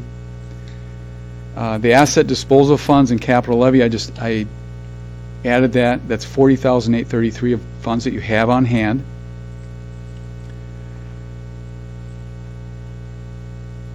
There's some interest earnings in your debt fund. It's $4,150. We take whatever we can get, right? And the general fund use of undesignated or unassigned. Now, I also learned in this process that an end loader was purchased last year with a loan from the bank. And that was on the list to be on the borrowing list. So you have a loan at the bank, it's on the list for borrowing to pay off the loan, and in the borrowing for equipment that's used that probably useful life will be done before you pay off the loan.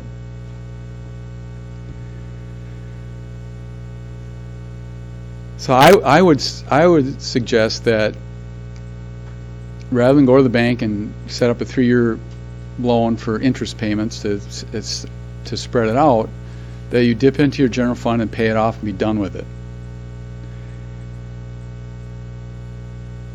And include $175,000 for the sweeper. I understand the sweeper's on its last legs, and again, they take a lot of abuse. It probably wouldn't last 10 years. And this $175,000 estimate is from a used equipment. It's not brand new. I understand a new one is $250? Okay. So that's a total of $1,999,283. And I really worked hard on this to keep the borrowing at the 1.5 that you were committed to, and it's just slightly above that. I'm sure you can see that. And by the way, I included in the packet the spreadsheet that was prepared and what you were working off of on the 10th, because I felt that that was a starting point. That's what was presented to you, so that, we're going forward from that. That was all presented to following up now. So that's why we included that in the packet, so you could see what the starting point was in those lists.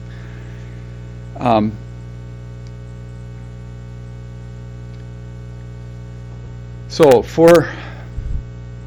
with those revenues, balancing with the expenditures would be the $1,550,000 for Hibbert Street, the $123,150 to pay off the loan for the end loader, $175,000 for the street sweeper, $56,000 for the PD radios,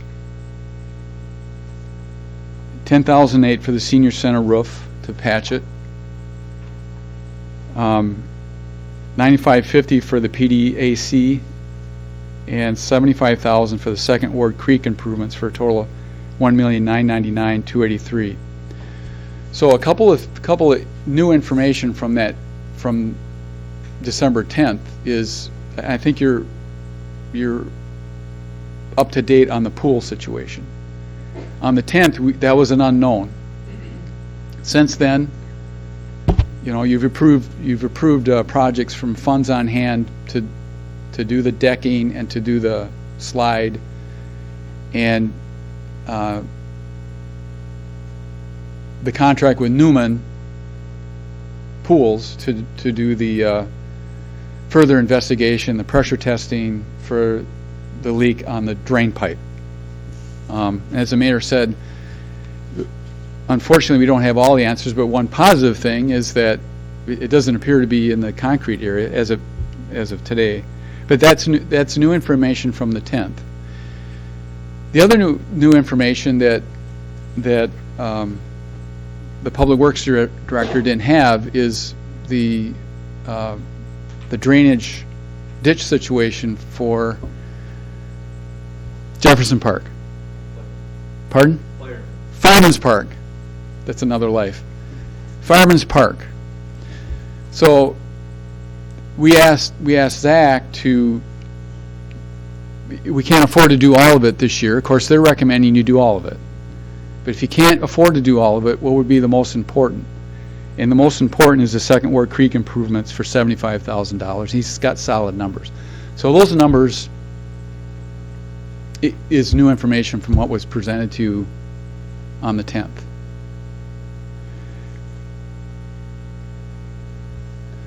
Final comments. And you're looking forward to this, right? I'm finally at my final comments. I think that it's a good principle when you're looking at capital needs to use the funds that you have on hand before you borrow money. The general fund undesignated for 2018, and I can give you copies of this.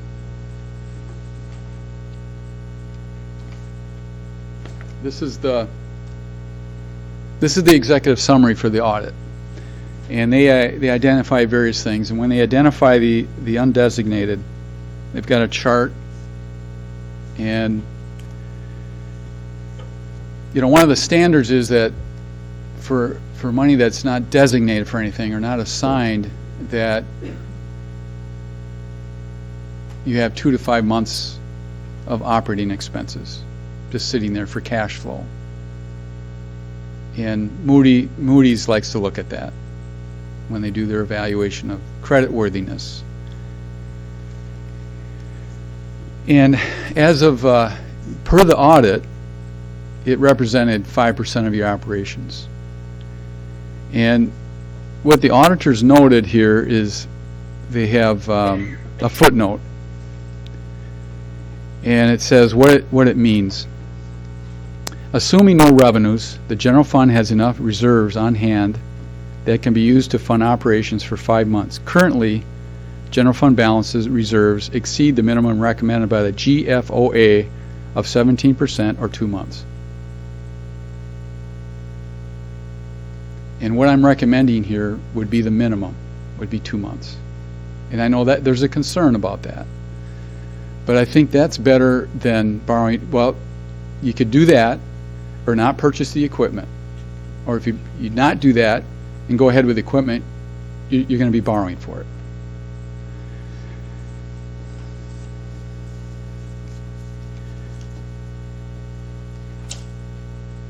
A good use of fund balances is capital. And Ehlers in their report identified that. And Moody's recognizes that. When you have funds, extra funds, it's good to use them for capital. And in the report, you can have copies of this before you vote. They were stating that if you pull more than $330,000, or in that range, that it could affect your credit rating. And this recommendation is $298,000.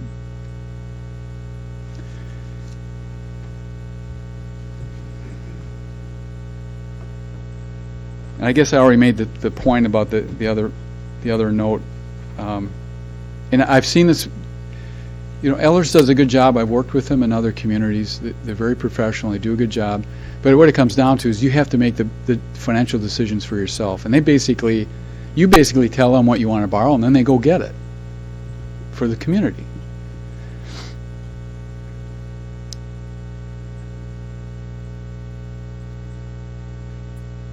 But it is interesting that even if you upload the interest payments, it doesn't affect the rating, but if you're dipping too much into your fund balance, it does. So even without the mill and overlay this year, the city has a good road program that we identified. It's going to be over a mile of pavement. I'll just say I think the debt management is in a good position, and going forward with the aging infrastructure, your facilities, and preserving that, being in that position for economic development, it's important to preserve what you have. You have the opportunity of the TIF closeout coming up, and you can plan for that. And the ENERCAP payment, the roadmap plan is a good tool to make good long-range decisions, and that should be wrapping up by summer. And with your new administrator, new finance director, staff, and your school district partners and so forth, you can get a good overview of what that looks like, make some good decisions going into your next budget cycle. And as I said, I think you have a good policy. I've worked with multiple councils in developing them, implementing them. You have a good policy. What you need to do now is go forward and put together a good long-range plan with your next administrator.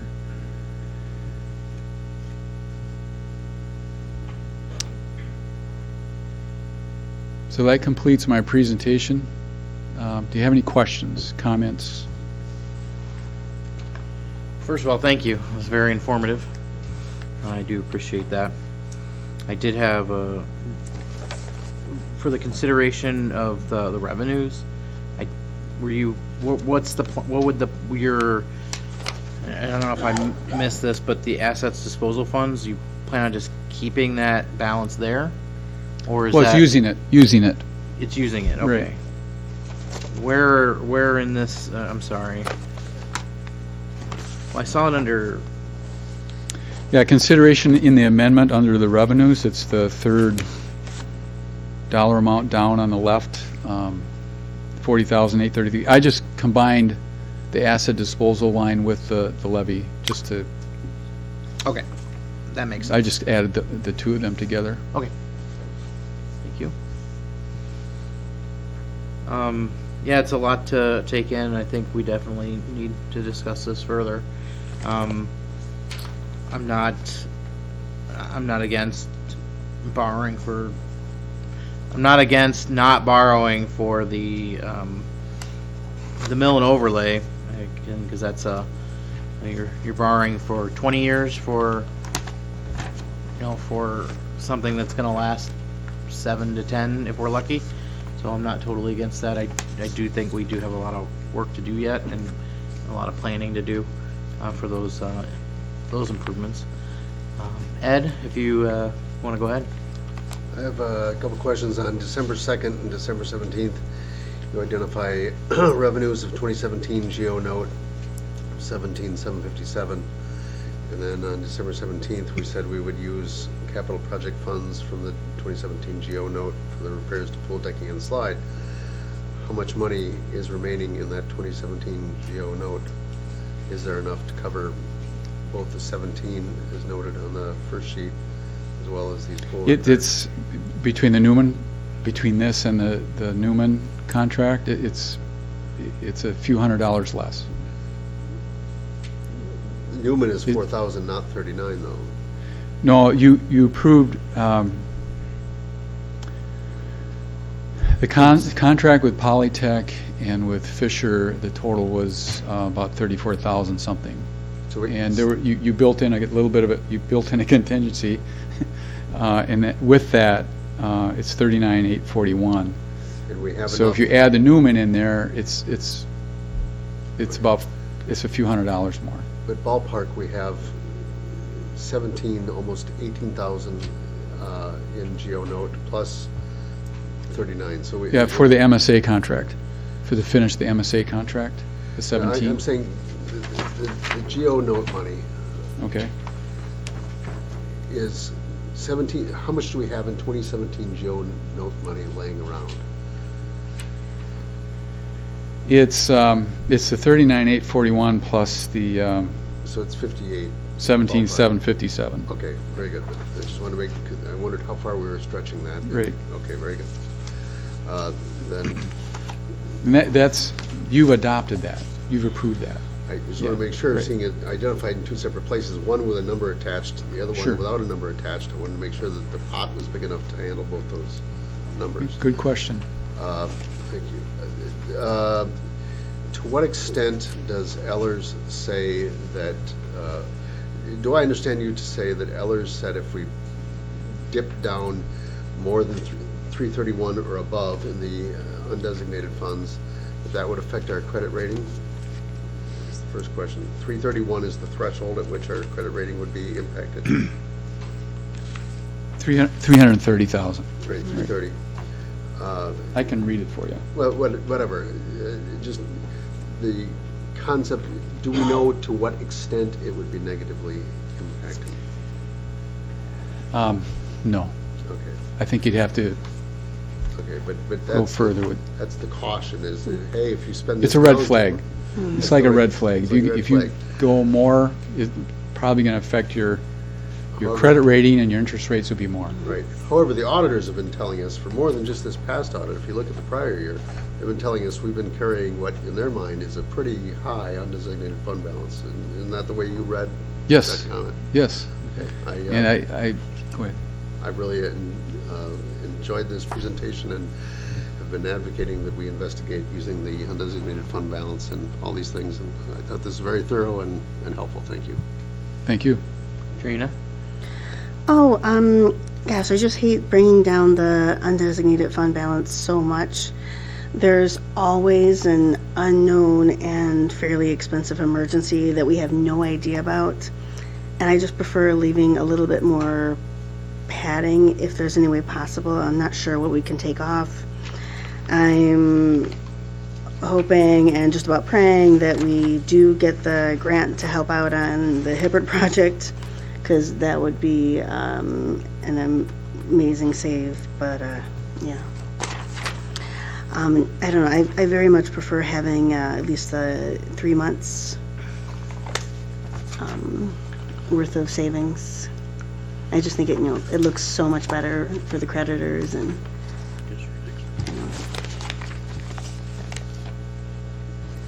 Mike? I wanted to get a better understanding of the timeline of how everything kind of rolls out from here.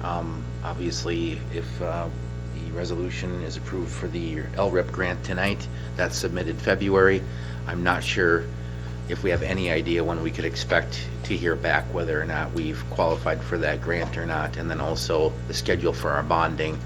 We're going to be going out for bid. I just want to be cognizant of the timeline of how all this stuff lays out, because if we did get the grant, I would hate to have gone through the borrowing process already and over borrowed when there's a possibility for grant money. I don't understand how the grant money is applied to the project, whether we have to complete the project before we get the grant. But I think those are all things to consider in this conversation as we kind of march through piece by piece as well. I do think that we should spend down a bit of the undesignated fund. I get there's always a sense of paranoia that if you're borrowing money, that what's going to happen to your credit rating. But I think that there can be a balance to that. But I think looking at the possibility of the grants and other things to go along with that maybe will give us a little bit more flexibility of when we have to pay the front end loader off out of undesignated funds. Does it have to be next week, or is it in 4 months? I think that gives us a little flexibility on how we choose to move ahead on some of the different funding sources. But I'd like a better, more clear picture or timeline of when we can expect to be notified from the DOT, when we have to bond, and things like that. What we can do, if we were to assume that this was approved going forward, we can do a reasonable job of putting together a timeline for the next meeting. I think it tells us when we have to. I think we want to accept what you're trying to do is put together a plan here, but we don't have all of the funds in the plan, I guess, until we know whether or not we qualify for certain things like a grant, et cetera. Just kind of trying to look at it from that perspective and not slow things down, because there are things we're going to have to deal with this year. But I much prefer the approach of spending down funds that we have rather than just borrowing and letting the funds kind of lay there, because they all ultimately have to be spent someday. So. Well, it's public money, right? And Yep. it shouldn't be just sitting there without a purpose. That's why the GOFA standards were changed, and they were more specific about designating those funds. And that's where you have the new standards with assigned, unassigned, and so forth. Trina? Oh, just super quick on the end loader. Was there a financial benefit to pay it off all up front instead of going with a 3-year plan? Payment of interest? So it's significant enough to go ahead and borrow to pay off the extra bank interest? Well, I think there's two things there, is that if you include in the borrowing, you're paying off the loan, but you're also paying interest on it. The second thing is that this useful life will probably be done before you pay off the note. And it's a principle that you shouldn't borrow money for things that are going to, their useful life would be done before you pay off the loan. And with an end loader, you would.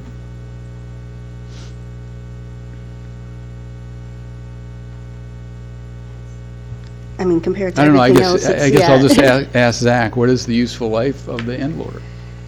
I would say it's more than 10 years. If we could get it down to 10 years and be moving on, that would be awesome. But if you look at our current status of the equipment, but you start incurring more costs once you get past that 12-year point as well, repair costs.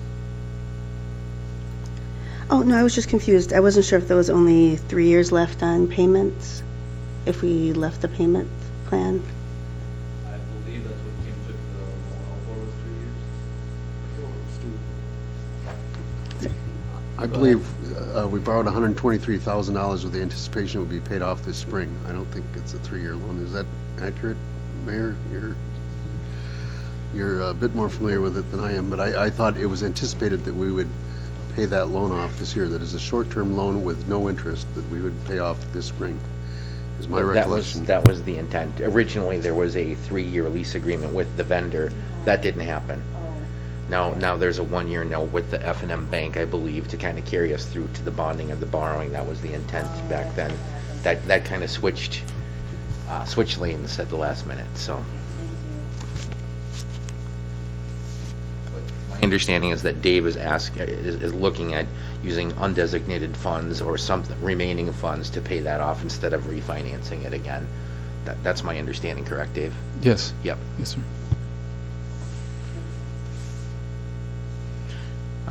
I did have a question for Jason as a part of this.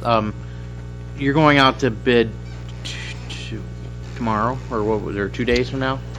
For Hibbert Street? We're advertising the bid on the 25th, which is Saturday. That'll be the first advertisement to bid, so that's when plans will be available. Was that going to include these mill and overlays? No. Okay. No. And just kind of maybe just to hit on the schedule, we will know the actual bid prices February 19th. So that would be something rather quick where we can shore up that number in here for you. So we'll know exactly what the Hibbert Street construction costs will be, obviously with a little contingency, knowing there's some construction things that may be unforeseen, but we'll have a pretty good handle on that. The grant, I understand, will be notified in March. And if we are successful, we have to get a state municipal agreement executed, which the DOT told us, to be conservative, figure that will take into May to get that resolved. We tentatively told contractors right now that we'd start Hibbert Street May 25th. That's the tentative start date. That would give us time that if we did get the grant, we can execute this SMA before we get started, because that's a requirement. And if we don't, then we have a little extra time in there where, we're not going to jump out there and start digging immediately in spring, but we still have time to finish the project. What I always usually tell Kim or the finance directors is, if we start May 25th, we're not going to get our first pay application from the contractor till June 25th, which then we have like 10 to 15 days to process. So the day you need to really have the money on hand would be closer to July 1 from a borrowing sense. Now, obviously, you have to back that up because there's resolutions and things you guys need to do to go through that process. But I think that gives you a pretty good idea, at least for the big ticket item here, Hibbert Street, when that would really need to take place. And by then, we will know, if we have the grant, we'll know the actual construction costs and some of those things as well. So, certainly I hope that kind of helps frame up that timeline a little bit, at least on Hibbert. Yeah, thanks. Appreciate that. All right. Ed, go ahead. So in other words, what you're saying is there's not necessarily a danger of us borrowing $1.5 million February 1st and then having a grant come in later at $300,000, and then we're sitting with $300,000 that we borrowed that we didn't need to. That the timeline would be such that we're not going to borrow until we know whether we have the grant or not. That is exactly my recommendation to you guys, is to let's figure this out as we go through. The only thing that I'm not sure of from Eller's standpoint is what the lead time is to make sure that the money is deliverable by that July 1 date, or whenever we assume that first payment will take place, at least for the construction. I don't know if you'll need funds before that for some of these other things, but I would say we have some time to work through these numbers. We should know.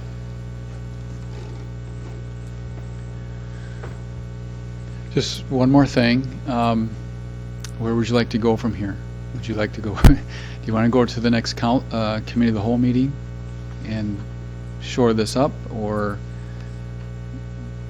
do you want to go to the next council meeting? What would you like to do? I guess kind of need to poll the council first to find out, how the council feels about Dave's recommendations of the expenses.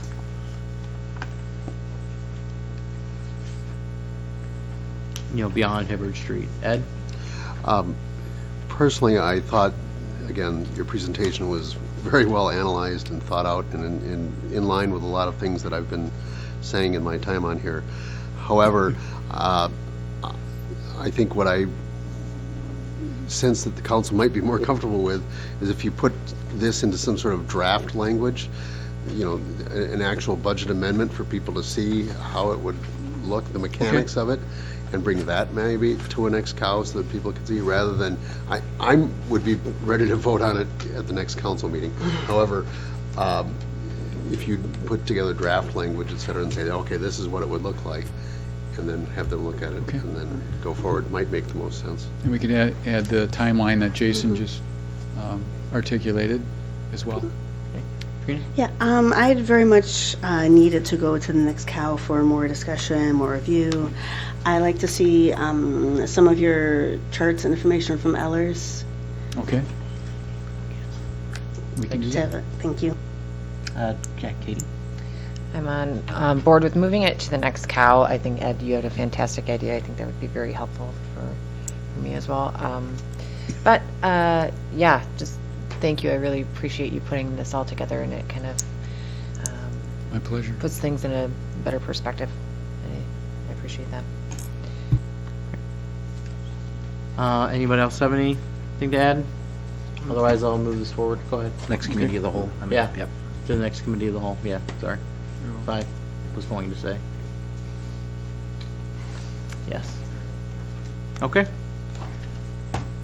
Thanks, everyone, for your patience tonight on this agenda. And thanks for that thorough PowerPoint presentation on all of our options. Truly appreciated. So next step would be to adjourn, and then it looks like we go back in, we reconvene back into the regular meeting, Back to the Future. So I need a motion to adjourn. I'll make a motion to adjourn. Second. Okay, I have a motion and a second to adjourn. All in favor, say aye. Opposed? Okay, we are adjourned. All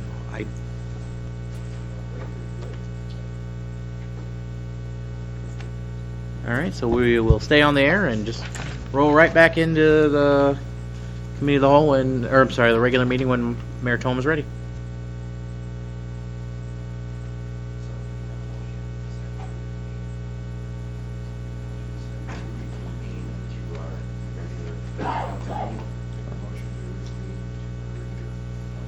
Second.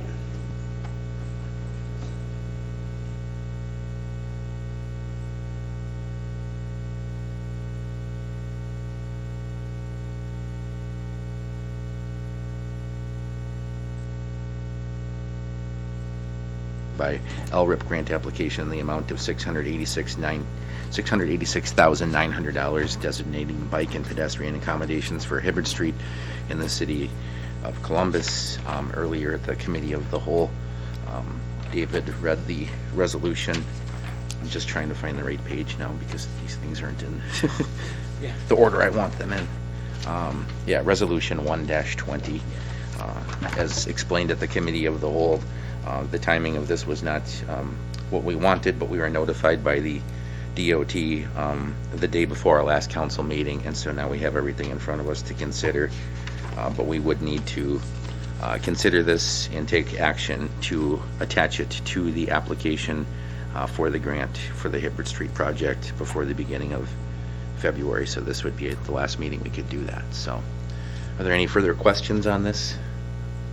It's ready for action. If there's any action. I'll make a motion to approve resolution 1-20 for the resolution designating bike and pedestrian accommodation for Hibbard Street in the city of Columbus, specifically for the grant application for the amount of $686,900 towards the project. Second. We have a motion and a second to approve resolution 1-20 for the LRIP grant application as read in the motion. Is there any discussion on the motion? If there's no discussion, could we have a roll call, please, Pat? Tylen? Aye. Tome? Aye. Sorry. No. Traxler? Aye. I don't get to vote. Gray? Johnson? Aye. Reed? Aye. Ryan? Aye. Motion carries. Okay. Thank you. On to number 8 then, which would be consider and take action to approve the purchase of 2 squad cars for the police department.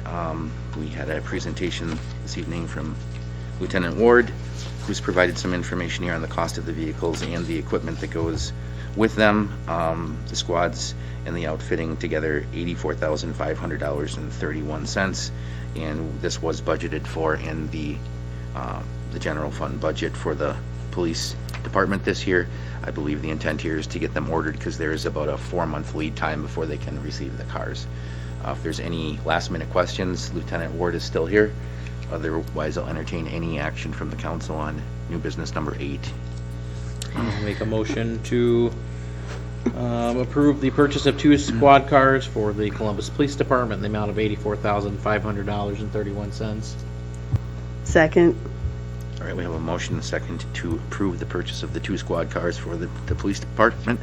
Excuse me, for the police department. Is there any discussion on the motion? If there's no discussion, Pat, could we please take a roll call on that one? Traxler? Aye. Gray? Aye. Johnson? Reed? Ryan? Aye. Tylen? Aye. Motion carries. Thank you. And then number 9, the last order of business is to consider and take action to approve the contract with Newman Pools for the continued leak detection and possible repair of an underground 4-inch main drain, as stated. That contract was executed prior to the meeting because the council allowed me to do that to get them in on Friday. Not sure of what the total cost will be, but it should be less than what the estimated amount was because they didn't do the repair, they just did the excavation. So still need to approve that contract tonight and hope that we get more information as early in spring as we can. Any questions on this one? All right, Katie? I was just gonna make the motion when you were ready. Let her rip. Make a motion to approve the contract with Newman Pools for the continued leak detection and possible repair of an underground 4-inch main drain. A motion and a second to approve the contract with Newman Pools for the continued leak detection and possible repairs of an underground 4-inch main drain. The cost estimate was for $4,684.46. Any discussion on the motion? If none, can we please take a roll call, Pat? Gray? Aye. Johnson? Aye. Reed? Ryan? Aye. Tylen? Aye. Traxler? Aye. Motion carries. Thank you. Motion to adjourn. Second. Motion and a second to adjourn. All those in favor, please say aye. Aye. Any opposed?